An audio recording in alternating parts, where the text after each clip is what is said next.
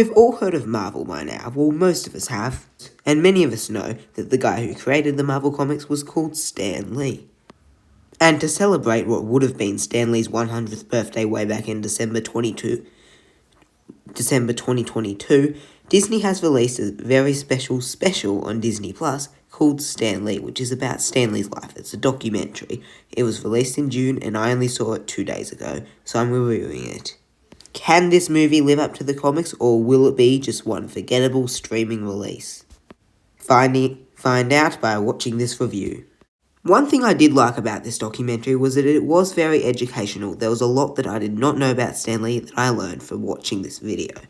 It was an interesting story that they were telling, I will give them that.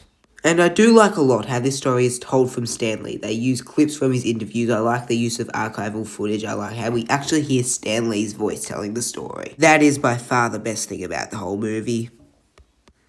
And one other thing I really liked about this movie was how they gave us context to what was happening in the real world at the time. That was very useful and a really good idea. It helps us understand why Stan Lee wrote certain comics at a certain time. But in light of saying all this praise, I do have several issues with this movie.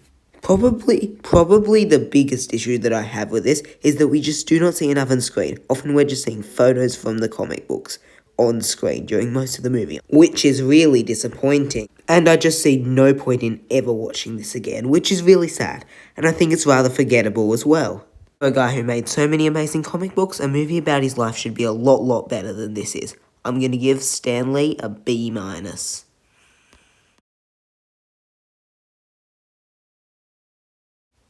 Sorry about this review being quick, but I've really said everything I need to. This one I can't really recommend. Guys, thank you so much for watching, and I'm the Grinning Critic, and don't forget to subscribe to me.